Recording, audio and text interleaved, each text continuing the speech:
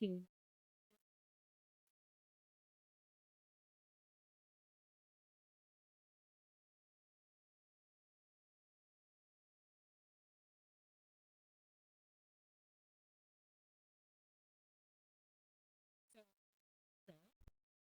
and this would be throughout the week. Of course, on the weekends, it might look a little bit different, but throughout the week, I'll come home. I will usually listen to an episode of a podcast on my way home from work and start to begin to shut off my brain. So, what I will do is I will come home and then I will usually take a shower and get straight into sweatpants or comfy clothes. I would say that's usually immediately what I want to be doing. So, that's what I will do.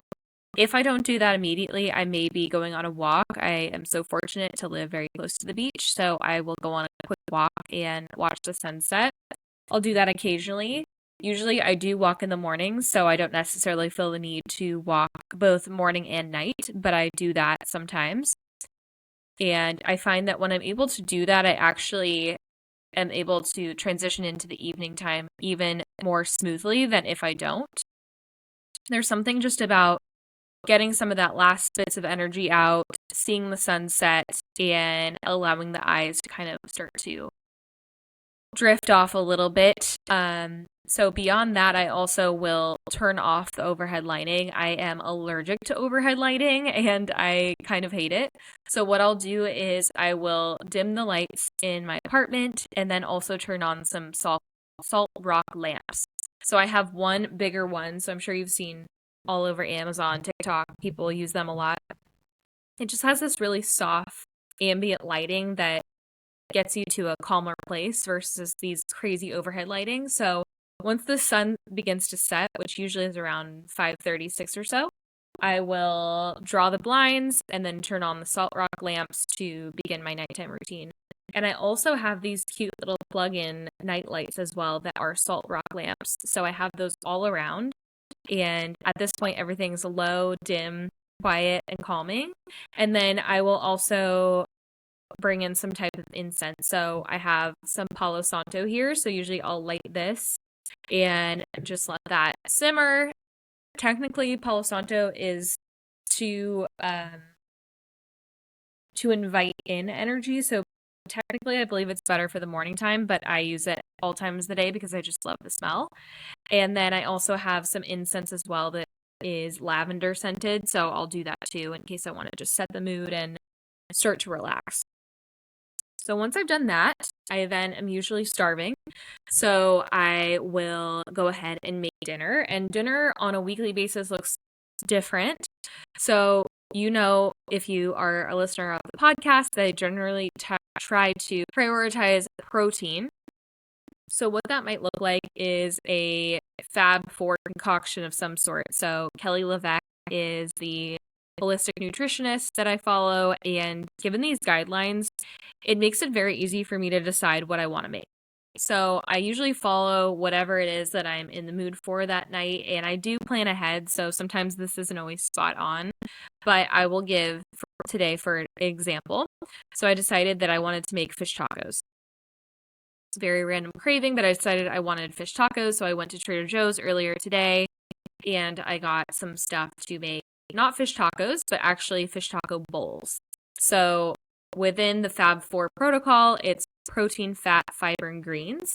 So if I want to make a fish taco bowl, I decided that the protein was going to be the fish, of course. The fat was going to be avocado, so I got a good ripe avocado from Trader Joe's. Protein, fat, fiber, I usually include some type of vegetable. So in this instance, I was doing pico de gallo, which isn't technically a full-on fiber, but it'll do for this circumstance. And then greens. So I got some shredded lettuce as well. And then I also have rice and beans to add in there. So it's a full, complete meal that is healthy and I can make it at home. So I obviously don't eat that every day, but it will be a variation of something of that sort that makes me feel really satiated, full, and also meets my health goals as well. Since prioritizing protein, I have noticed a dramatic difference in my health and my energy levels and overall my skin quality, all that kind of stuff. I decided that to alleviate some of my PCOS symptoms that I was going to cut out gluten and dairy for a period of time just to see if that was going to help any of my symptoms. And luckily, I have definitely been able to tackle some of them through diet and lifestyle, which has been excellent. So even though it's cutting out those two things, I have found a lot of freedom with that because I don't have constant cystic breakouts happening. I don't have other digestive issues or whatnot, and it's really been so impactful for me. So I look forward to putting a lot of protein on my plate, and then I am able to have a very satisfying meal because of it. And I end up not having that craving in the middle of the night that I used to have more often when I wasn't prioritizing protein nearly as much and having something like a pasta or a sandwich or something, which are great too. But this has just been very, very successful for me. So that's what I do. I make dinner, and again, usually I'm listening to a podcast, audiobook of some sort, just trying to get my brain to think a little bit differently throughout the evening versus the workday. I don't want to be constantly bombarded with all these thoughts and things I have to do. I want to really just start to shut off and get more in tune with my own body and my own mind. So I then enjoy a nice meal. I'll make myself a little concoction that I have on the side of my dinner, which is usually sparkling water with lemon, so lemon juice, and apple cider vinegar. That is a blood sugar hack that I've kept stable even after using the CGM, and I love it. It's kind of an interesting and random take, but it's very good, and I would highly recommend it. So that allows me to control my blood sugar as well in case I'm eating processed carbohydrates or anything like that. So that helps keep my blood sugar stable, and hopefully then I won't have any kind of spike after that in the evening. Once I've done that, I'm officially ready to just relax and unwind for the day. So that could look like a multitude of things. Sometimes it's calling a friend or one of my parents. It could be reading a book. But oftentimes what I will do is at that point, in order to drop even deeper, I will go ahead and do a meditation. And my thoughts have changed on this recently or over the past 6 months or so.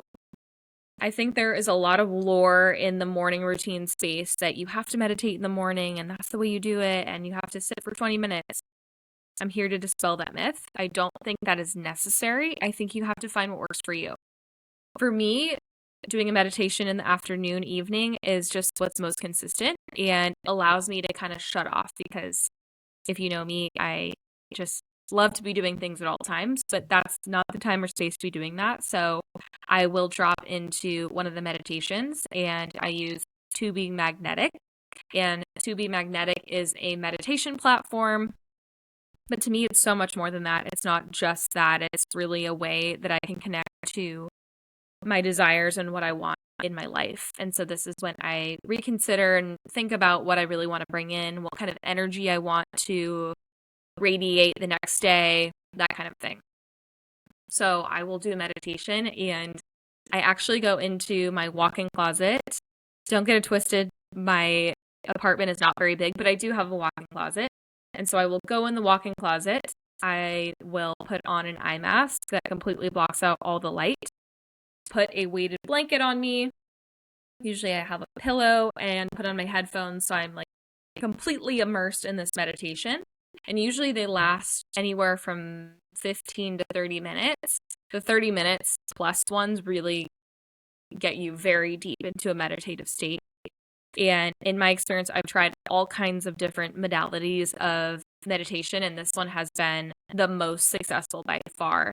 I have had 2 instances in my life where I felt extremely anxious constantly, and the first being more difficult than the second part, but I found that by doing these meditations, I was able to connect with my nervous system and drop into the parasympathetic where I was living in the sympathetic far too often and far too frequent. So this is one way that I'm able to unwind, decompress, and think about the day, but also what I want to bring in to my future self. So To Be Magnetic cannot recommended enough, they do have a podcast called the Expanded Podcast, which I highly recommend that you check out in the case that you want to know more. So I bring in some space to really connect with my soul or my inner self, so to speak. And usually after that, I end up just laying down for some time because I'm in such a deep state of relaxation that I'm able to do things that allow me to really decompress. So from there, maybe I will just lay on the floor, and also maybe I will journal. So journaling is one of my best practices that I've acquired over the past couple of years. And I have to say, it's probably one of the best ways to get yourself into a better place if you're not right now. Journaling is free, and it allows you to really get in deep with where your subconscious is at. The manifestations or the meditations rather that I've been doing are neural manifestations. So they get really deep into the subconscious, and oftentimes there will be different insights that are brought up to the surface at that point. So I'll journal about it and discuss with myself how I want to go about changing that behavior in the future. It's really a game changer. I mean, journaling in general, if you have not picked up a pen and paper, this is going to be epic for you. There were many years after I had my spiritual journey begin that I was pretty resistant to journaling for whatever reason. I don't know if it just felt tedious or I was nervous about what was going to be seen on the page, but it's been such an unlock, and I'm able to really draw conclusions and receive downloads in a way that I'm not able to any other way. And it also allows me to slow down. One way that I like to do this and amp it up just a bit is to bring in binaural beats. So I listen to binaural beats on Spotify or a pink noise soundtrack as well to elevate the experience. So if I'm meditating, if I'm journaling, or if I'm reading, I like to use that as a way to really sink in and be as present as possible. So that's one of my key ways that I like to unwind. From there, I'll talk a little bit about some of the products that I use at night and what has helped me. So at night, I usually like to have, honestly, a little piece of dark chocolate. I used to be somebody who was pretty into sweets and desserts, and I always liked a little something after dinner. And I realized that that was part of the PCOS symptoms that I was having, and also blood sugar cravings as well. So I switched to just having a little piece of dark chocolate, so a little corner piece, and honestly, that satiates me and is satisfying for the rest of the night. So I'll have a little bit of dark chocolate and then also spearmint tea. And spearmint tea is supposed to help with testosterone levels in women who have PCOS. So that's what I've been doing, and I really enjoy it. So I'll have a little bit of hot tea and some dark chocolate to just give myself a little sweet treat before I go to bed. I also will talk about some of the beauty products that I use to take off my makeup and all that kind of stuff. So once I went on my health grind the past couple of months, so it was the end of November, it's been a while, like I said, cut out gluten and dairy, which was a bit daunting at first, but has really helped my skin so much. It's insane. Today alone, I've probably received about 10 different compliments about how glowy my skin is. And for the past couple months, I've also gotten those same compliments, but there's something else that I'm using that I can't talk about just yet, but that has certainly helped the glow. So I will report back on that when I'm able to. But for now, what I can talk about is that I've been using the Skin Better Science acne protocol, and whoa, incredible. I am a product person. I am a product marketer, and that means two things for me. One, I love product and I'm obsessed, but that also means I'm super, super critical and I know what's actually good. So I don't end up loving all that much, to be quite frank, but what I do love, I will be evangelical about. So the Skin Better Science cleanser peel pads, and the Retin-A, I believe it's called. Incredible. It has completely changed my skin. The peel pads in particular are insane. I use them 3 times a week at night, and it does tingle, and it has a little bit of a exfoliating feeling about it, but wow, it just gets all of the dead skin off, and it allows you to be as glowy as you want to be. So for me, I love to be extra glowy, so I use extra products on top that make me appear even more glowy than just using the peel pads. But I would say that that's been the absolute game changer over the past couple of months. So the Skin Better Science peel pads, highly, highly, highly, highly, highly recommend. So I use those 3 products, and then usually I will do either a face mask once a week, and if I'm able to do a meditation with the face mask on, I just feel like I'm in absolute heaven.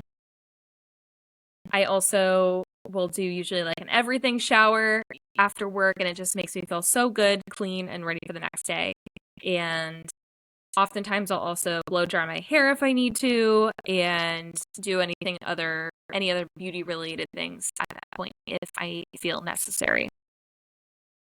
So that's a key part of my nighttime routine. I also will go into bed and usually read. Usually reading is my thing. I will be honest, over the past couple of weeks, I have watched more movies than normal. And at first I thought, oh, no big deal. I had a Paramount Plus subscription because I was watching the Grammys and then the Super Bowl the week after. So I thought I'll just have a month of Paramount Plus and enjoy it while I have it, and then I'll cancel it. So I ended up canceling it within the month, but I was watching a lot of movies and I loved them. Like I love movies. I'm a movie junkie, but I also found that even though the movies weren't necessarily negative or they weren't violent or scary, I had more activation at night than I would have liked. Usually when I'm reading or if I'm journaling, meditating, or just thinking before bed, I'm able to sleep soundly, and I also do not have that extra edge of anxiety that sometimes comes with watching movies or TV before bed. Although I know it's so fun, and I've been there too, and sometimes there's a TV show that you can't resist. But the transformation you will have if you start to pick up just a little bit of reading before bed is night and day difference. And I would say reading is definitely the go-to for many people. Even if it's just 10 pages a night, that will help you just drop in a little bit before bed and maybe not think about what you saw on social media or what you saw on a TV show. But I also think journaling is really great before bed. I don't think that many people talk about that. It's a way that you can kind of speak to yourself and God, if that's what you like to call a higher power, and let go of whatever happened during the day. Bring a little gratitude, which is always a nice bless if you can, and think about who you want to be that next day. So there'll be times where I just break out my journal and I literally am just writing like, I'm this, I'm that, I'm going to be these things. And I walk through the next day or even the next year, 10 years, 15 years, and how I want to show up. I will say that that's not always going to be the case. It's not always going to look exactly like what we write down, but it sure is a heck of a lot closer than if you do not. And if you do not connect with that part of you that is telling you that you have more to offer and you have a better version of yourself to bring to the table. So the nighttime is really where I connect with myself, actually, sometimes even more than the morning time. Okay. I'm trying to think if there's anything else at night that I like to do, but I think that's pretty much it. Some other nighttime essentials that I love to have are my weighted blanket. I know these were kind of hot a couple years ago, but the weighted blanket is still a phenomenal way to sleep. I sleep with a weighted blanket every single night, and I cannot say enough great things about it. It just takes me down a little bit. I do think that there is sometimes occasions where I still feel activated or energy within my body, and the weighted blanket just kind of brings it down a notch, which I love. I also love the Barefoot Dreams blankets, of course. I'm sure everybody knows about that. The Barefoot Dreams blankets are just phenomenal and like nothing else. I sleep with 2 Barefoot Dreams blankets, and then I also, memory foam pillows are a total game changer if you have not tried them yet. I didn't usually think I was like such a pillow person or that I cared. But once I got one of those, oh, it was over. I think I got mine at Costco. They're also available on Amazon and so many other places. So just check out wherever you should go and they will likely have them. I also like my mask that I have from Amazon that just completely blocks out all the light so I can sleep soundly and not have to worry about seeing any lights of any sort, because I used to be somebody who was a very light sleeper and kind of a tougher sleeper. If there were any lights or clocks or anything of that sort, I would just totally think about it all night and not be able to sleep. But the face mask definitely allows me to sleep soundly and not think about it at all. I have blinds that are dark, but they allow some light in. So with the mask, I'm able to block out the light that way. And what I do like about it actually is that in the morning, I see the sun come up and there is light that comes in. So usually at that point, the face mask has come off for some reason. And I'm able to see the morning light. And then that's when the morning routine starts. And usually I'll talk about also just sleep quality and my sleep hygiene. I try to get in bed.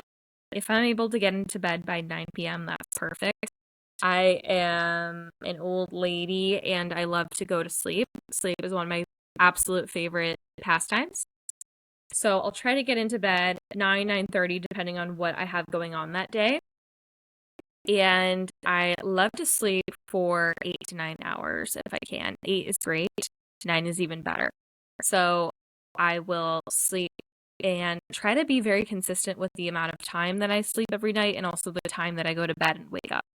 I would say for me, that's been such a game changer and has allowed me to not feel so groggy in the morning. I remember in high school and college, oh my gosh, it was just such treachery to get up in the morning. And I think blackout curtains, while I do love the experience of sleeping with blackout curtains, if you need to wake up in the morning and if you're having trouble with that, I would say that could be part of the contribution of that, just not seeing the light come in to your room. But also, I was just going to sleep at very odd hours and it wasn't helping me. So now I'm able to have a very regular sleep cycle and it's helped me so much.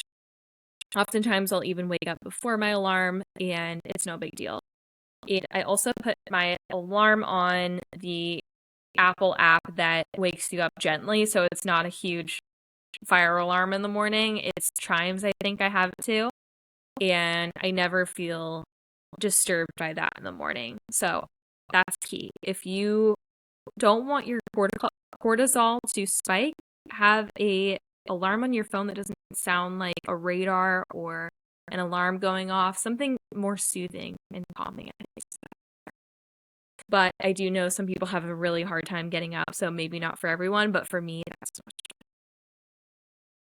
So without further ado, I believe that's it. I'm sure there are things that I forgot about, and I'll do an updated one, but I just wanted to give another disclaimer because I did this in the morning routine episode, and that is that this is the nighttime routine and quote unquote routine that I have for right now, but it will always change. Seasons are different. I imagine when it's warmer outside that I will want to do more walks in the afternoon and just be outside in general, maybe even take my dinner outside and do other things with friends after work. But at this point, it's the dead of winter still. It's very cold, and all I want to do is kind of just be cozy after work and when it gets dark. So that's really what's working for me right now. It's not that complicated and it's achievable. It's doable. I would say one of the key pieces for me has been trying to be off technology as much as possible after 7 p.m. Like I said, I was watching some TV and movies more frequently over the past couple weeks, and while I didn't have anxiety directly contributing from any of the storylines, I will say it was just the act of watching TV and movies that kind of gave me a little bit of an edge and gave me anxiety that I hadn't felt in some time. So if you're feeling that way, and if you're either going to sleep with anxiety or waking up with anxiety, maybe consider thinking about another way to transition into sleep rather than scrolling on your phone or being on your computer. I know it's really easy to do that, and believe me, I've done that so many times, but I will say for me, that's the 20%. That's the big boulder. That if you move it and if you change that, then your ability to sleep deeply and restfully will be so much better. All right. Thank you, everybody, for listening. If you have gotten to the end of the episode, you're a real one. Please send over any requests to the seeingbetterpod@gmail.com email if you have them. And be sure to share this episode or any other episodes with a friend or family member. I would love to grow the community here that we have at Seeing Better. And with that being said, I hope you'll be seeing better. Until next time, thank you.